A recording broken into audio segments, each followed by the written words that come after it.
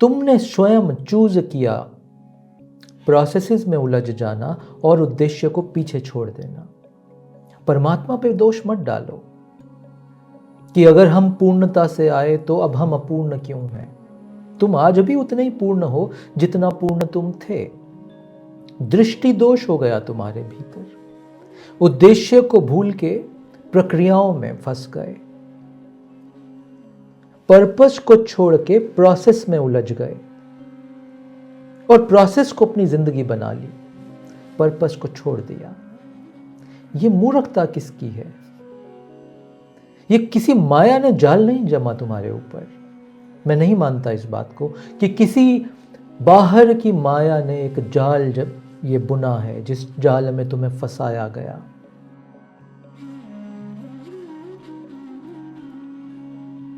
ये प्रश्न अनुराग भट्ट जी प्रयागराज से पूछ रहे हैं। इनका प्रश्न है, अगर हम पूर्ण होकर ही इस जगत में आए थे तो फिर इस मायावी संसार में हम फंस गए। इतना फंस गए कि अब निकलना आसान नहीं लग रहा, क्योंकि इस जगत को दिखाने के लिए कि हम कुछ हैं, हमने लोन लिए तो ईएमआई भी देनी है, बच्चों की शिक्षा भी करानी है और एक ठीक ठाक जीवन भी व्यतीत करना है। तो प्रश्न यह है कि हम एक द्वंद्व में फंसे हुए हैं, ना तो इधर हैं ना उधर हैं। द्वंद्व देखो तो द्वंद्व है। द्वंद्व बाहर एग्जिस्ट नहीं करता, द्वंद्व तुम्हारी दृष्टि का भेद है या तुम्हारी दृष्टि का दोष है जो तुम्हें द्वंद्व दिखता है। और सभी हाउस होल्डर्स को, या ऐसा बोलो 99% ऑफ अर्थ की पॉपुलेशन को द्वंद्व दिखता है नहीं, दिखता है। दृष्टि का दोष है, तुम्हारे देखने का दोष है। क्या अर्थ हुआ इस बात का? प्रैक्टिकली बताता हूं तुम्हें। मुझे जीवन यापन के लिए एक छत चाहिए जहां मैं प्रोटेक्टेड रहूं, आराम कर सकूं।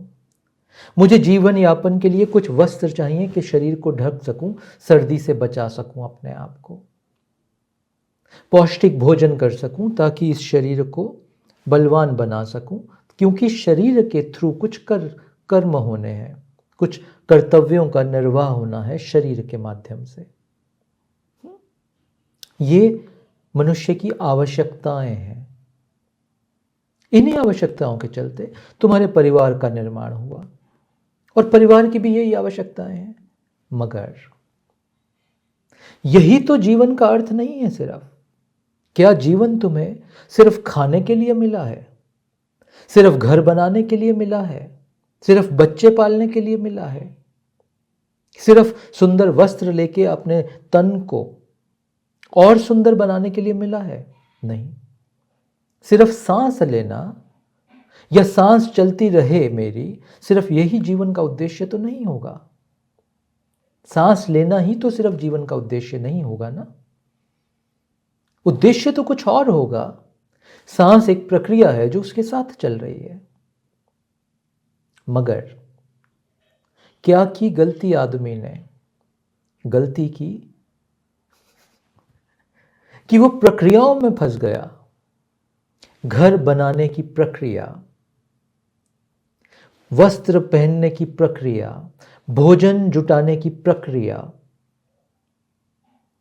परिवार के भरण पोषण की प्रक्रिया, वो इन प्रक्रियाओं में फंस गया, उद्देश्य से भटक गया। इस समय देखो इस बात को, प्रैक्टिकली समझो इस बात को। अभी हम ये ऑनलाइन के माध्यम से ये सत्संग में जुड़े हैं, इस वीडियो के माध्यम से, इस आवाज़ के माध्यम से सत्संग में जुड़े हैं। इस सत्संग को अनेबल करने के लिए हमें कुछ टेक्नोलॉजी चाहिए, कुछ कैमरा चाहिए, कुछ इंटरनेट कनेक्शन चाहिए, कुछ कंप्यूटर स्क्रीन चाहिए। ये तो प्रोसेसेस हैं। बट सत्संग का उद्देश्य क्या है? इस सत्संग का उद्देश्य सिर्फ ये कैमरा, ये स्क्रीन लगा देना, ये लाइट लगा देना, क्या यही उद्देश्य है सत्संग का? या ये कैमरा, स्क्रीन, लाइट, ये माइक्रोफोन, ये तो प्रोसेस है सिर्फ जो इस सत्संग को अनेबल कर रहा है। तो ये जो तुम जीवन चला रहे हो ना अपना, ये जो फ्यूचर सिक्योरिटी के पीछे भाग रहे हो तुम, ये जो तुम अपने बच्चों को फॉरेन यूनिवर्सिटीज़ भेज के बड़ा आदमी बड़ा व्यक्ति बनाने की दौड़ में लगे हो, ये जो तुम दूसरों से बड़ा बनने की दौड़ में लगे हो, तुमने स्वयं चूज किया प्रोसेसेस में उलझ जाना और उद्देश्य को पीछे छोड़ देना। परमात्मा पे दोष मत डालो कि अगर हम पूर्णता से आए तो अब हम अपूर्ण क्यों हैं। तुम आज भी उतने ही पूर्ण हो जितना पूर्ण तुम थे।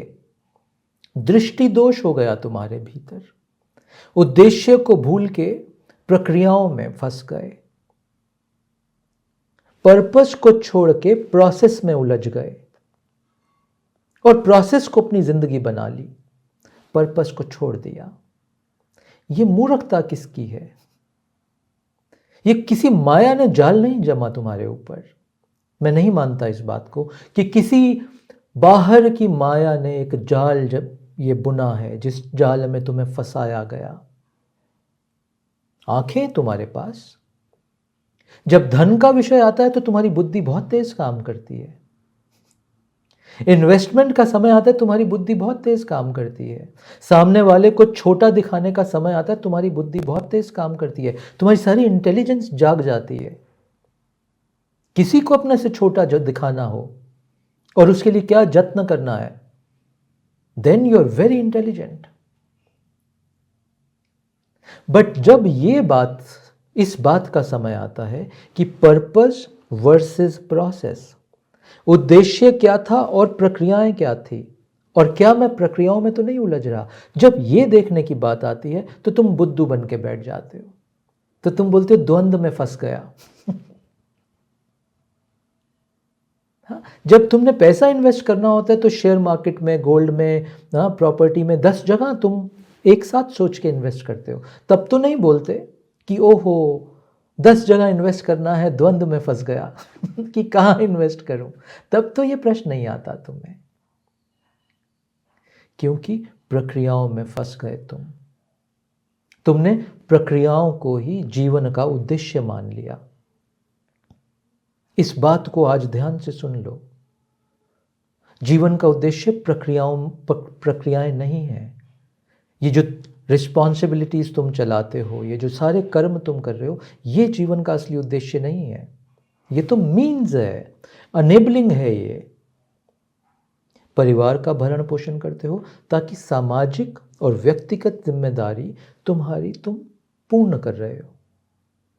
बट उस परिवार की जिम्मेदारी पूर्ण करते करते कहां तुम्हारी बाउंड्री है? कितना तुम कंफर्ट दोगे अपने बच्चों को? मैं अक्सर देखता हूं आजकल के माँ बाप को, बच्चों को प्रोटेक्शन देने के नाम पे, सेफ्टी सिक्योरिटी के नाम पे वो बच्चों से कुछ काम ही नहीं करवाते हैं। एक ही काम देते हैं बच्चों को, बस तुम बढ़ो, बस तुम पढ़ो, पढ़ के बड़ी यूनिवर्सिटी में चले जाना, ताकि तुम्हारा बड़ी नौकरी लग जाए, बड़ा व्यापार हो जाए, ताकि जिस धन की रेस में भाग के मैं आज फंसा हूं, कल तुम भी उसी धन की रेस में भागो और तुम भी अपूर्ण महसूस करो और दुखी रहो। ये कर रहे हैं बच्चों के साथ।